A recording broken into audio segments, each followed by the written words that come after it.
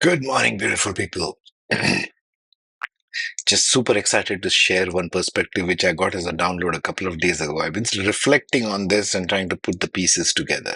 Okay, before I get to the explanation part, this is the summary of that. Okay, Cryon speaks about this a lot, so I'm a big fan of Cryon. You can go to cryon.com and see the rest for yourself of recalibration of humanity. Now, we are calling this in this one recalibration of human instinct, which is based on DNA, which what Cryon talks about.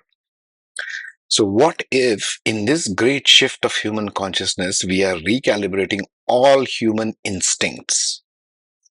Now, you have to understand here that human DNA is the instinct or all animals of the planet. It comes from everywhere. Human DNA comprises all the species. We know this very well. Human DNA has even been mapped. Oh, guess what? Time is 11:11 over here. Cran is right on it.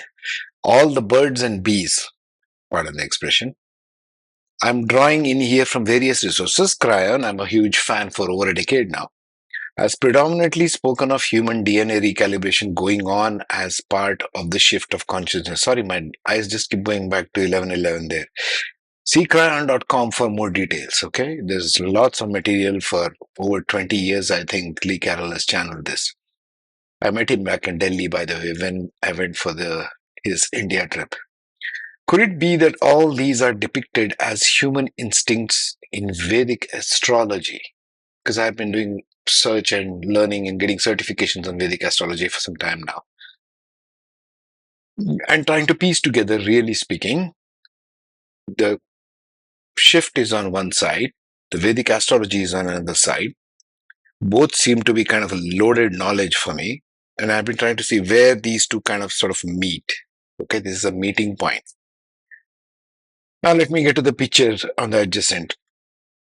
Now, these are two parts. One is the human being on the left side of the picture, which I spoke of in the previous one, which are the chakra system, human chakra system recalibrating. The blue arrow signifies the energies coming from the cosmos down, the yellow arrow from the earth up, and it is recalibrating all chakras going downward and all chakras going upward in a spiral up to spiral down kind of pulsating, dynamic sort of energy recalibration. The energetic system is being recalibrated at the chakra level. We spoke of this in the previous ones. So, what is that recalibrating? Our sense of survival, food and shelter, our sense of creativity and identity, and creative identity as well. The navel chakra is for that as well. Connection to others. This is the connection to the physical earth, to other human beings, to all of the physical life. That's the connection point there. The heart centered connection comes from the green dot, empathy. And when we release some wounds of the past lives, do all that kind of work, this thing changes and it cascades to the rest of the chakras. And the blue dot there representing the third eye, the intuition, the clarity, awareness of new levels of thought, higher creativity, right? That has to come from there. Somewhere it has to come from, and it is coming from all the chakras. Now, the picture on the left side, sorry, the right side. This is the 27 Nakshatra constellation cartwheel as per Vedic astrology. It took quite a bit of time for me to make this super complicated pie chart, compass, whatever you want to call it. I'll just briefly explain what these are. But anyway, getting back to the talking points, I'll just keep going sideways everywhere. The picture I've combined shows 27 nakshatras or constellations, which are nothing but constellations within the zodiac sign constellations. Here in the innermost, follow my arrow here. 1 to 12, we have all the 12 zodiac signs, right from Aries going all the way up till Pisces. That's the zodiac. We know of the zodiac belt. The nakshatras are finer aspects of these ones. What do you mean? This constellation falls within the zodiac of Aries. For example, Ashwini Nakshatra, the first one, falls within the zodiac of Aries. Bharani Nakshatra, the second one, falls within the constellation of Aries. That's why these seem little odd, the nakshatras. Sometimes they are overlapping two zodiac signs. Like Kritika, first part, 3 degrees or something overlaps, comes in the last part of Aries. The remaining part goes into Taurus, that kind of a thing. You can research all this. All this material is available on web in many, many different websites. But here I want to focus on the recalibration, which came to me really as a download. So these are constellations within constellations, nakshatras. The outermost band you see there in blue, yellow, and brown color coding. I'll get to that. In the evolving new energies of the planet, what if human DNA is being recalibrated as per the recalibration of nakshatra itself? One of the downloads. Okay, some basics here. The 27 nakshatras are divided into three groups of 9 each. The three groups of 9, I made the videos on that. You can see three groups of people on earth for details. The Dev Gana, which is Sattvic in nature, the Manushya Gana, which is Rajasic in nature, or the movement energy, Rakshasa Gana, which is Tamasic in nature, or the grounding way.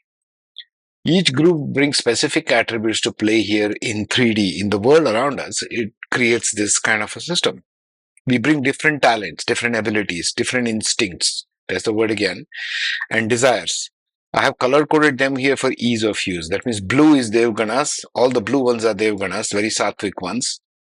Brown ones are Manushya Ganas. Manushya means typically like human, is what it means in Sanskrit. So, what I see all these Manushya Gana nakshatras are ones who live in duality, ones who live as the bricklayers of our community, human community. They are the masons, they are the architects, they are the builders of physical stuff. They live in duality.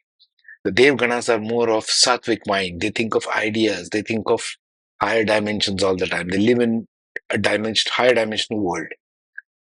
Then you have to bring it to the ground. So Manushya Ganas come. Then you have to bring it to earth and form institutions, form structures of governance, structures of all kinds of knowledge, right?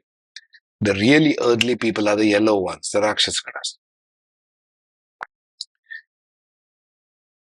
Coming back, where was I? Okay, bringing different talents, abilities, and instincts and desires. These are the three groups: the yellow ones, the brown ones, and the blue ones. Okay. So there is an instinctual drive here. Each one of these 27 nakshatras are having a representation as per Vedic astrology in terms of an animal, in terms of a bird. That's why against each one I have put the representative animal and the representative bird. It goes all the way to 27. And each person who's born on this planet, okay, if you consider Neptune, Uranus, and Pluto also outer planets, it makes total of about 15 of them. So all these 15 planets and points in every chart will fall into one or the other of this. Sometimes it is bundled in one also. One or more of these nakshatras. So what are these nakshatras the way I got it? First of all, let's see the science as it will be going. Number 3, each of these 27 constellations are represented by an animal and a bird, which are shown. Blue dot represents the male. Pink dot represents the female of the animal and the bird, as per Vedic astrology. So we have more clues of what kind of instincts are represented by each one. Some are, this particular one, Bharani and Revati, are represented by male and female elephants. A male elephant has a different instinct to a female elephant. We all know this. And so it goes around. And even the birds are like that. Birds are also male and female. And birds are of all kinds. Some are strictly vegetarian. Some are more like scavengers and so forth. So, but all are needed, of course. So we have more clues on what kind of instincts are represented here within each of the 12 zodiac signs as well. Now here, this was the download that came to me. What if all of these symbolize human instinct? Each one of these 27 nakshatras are just instinct. The older yogis and the rishis of India, maybe they thought, oh wow, this is how you will operate as instinct. And remember, this was the old energy. So they just followed pretty much their instinct, even as humans. But these are more refined kind of instincts. Now you are taking more refined instincts in the form of higher thinking, in the form of more dualistic, and in the form of more grounding here. So what if the bird stands for the mind and the mental acuity and abilities, mental agility, flying habits, gregarious or individual, like pigeons fly in groups of two, three, crows fly in groups, eagles fly always loners. That's all represented here, by the way, the birds. Such mental characteristics, while the animal represents the instincts which are more bodily functions, eating, sleeping, breeding habits, lifestyle habits, and so on. I left a little note over there, as you can see. Okay, these are like the summary. Bird for the mind, bird symbolizing the mind, mental ability, and agility of every nakshatra. Animal for bodily functions, eating, sleeping, mating habits, etc. It's a lifestyle, basically. So, coming back to the shift and the energy movement from top to bottom, this brown human figure over here, through chakras, what if the energy movement now happening within the energy is coming in from the cosmos, the blue line, and from the earth, the orange line? What if they are recalibrating human DNA and astrology also, each one of these 27 in groups of 9 each, 9 three times? What if this is what is happening also as part of the shift? Now, I tried searching the web, but I could not find any clues. There's no discussion group there. There is nobody talking about recalibration of human instinct as relating to Vedic astrology. Okay.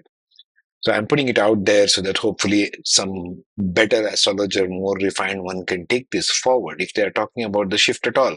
I couldn't even find people talking about the shift who are good astrologers in India in any one of their channels. They are pretty much stuck in tradition, very, very traditional. They want to follow only, no, this is the way it works. This is what the rishis have told, and we got to go by this. Anything else, you're a discard.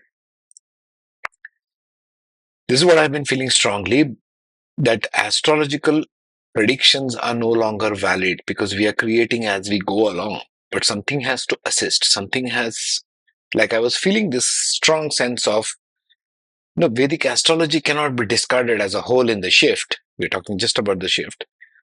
But some part is usable, some part isn't. So, kind of working through that here. So, what I got was predictions are no longer applicable because each human is empowered in a different way in the shift. However, the evaluating charts from the above perspectives and reviewing the personality aspect is what I like to do anyway. This is my passion, personality aspect. First, know your person, who you are, and what is possible for you could give us a higher possibility for an individual. Not just what the nakshatra says as per the Vedic astrology. But let's say Hasta Nakshatra says something. What is the higher possibility for a Hasta Nakshatra? There is a higher dimension for each one, which it can go. Using these higher perspectives for every one of the 27 constellations and how planets and points fall in each one of the natal charts we are talking about, we can perhaps see an evolving human personality, evolving instinct, the DNA. Because our DNA is a combination of all of these animals anyway, right? It's already known in mainstream science. We can see the evolving human personality, evolving instinct, rather than the old school method of doomed to one fixed life, one kind of quality kind of approach. And we can have a higher evolution of mind, of emotional capacity, rather than never allowing the person to have flexibility or potential for new awareness, which is an inherent part of the shift of the earth and human consciousness. So I'll leave you with this table, and if you want to do more research on this and see the instinct of all these birds and animals, the instinct of all these male and female part of the animals, how they act with each zodiac sign, how they act with each ascendant, and so on and so forth. I have left a whole evolutionary astrology playlist also, which kind of I'm targeting in that way. I was earlier on, but this came very recently. This came very recently. This is something hopefully in it for you, especially if you're an astrologer and a Vedic astrologer. Better than me. I'm just a novice in this, but this kind of downloads, oh my goodness. It's really something. The the scope is very vast, very vast. Okay, I'll give a shout out to Lee Carroll also and his channel of the YouTube link in my comments, so you can see his channel. If you are new to Cryon channel, everything else is on his YouTube channel also. I'll give a shout out in my community post. Take care, be safe. Have a good day.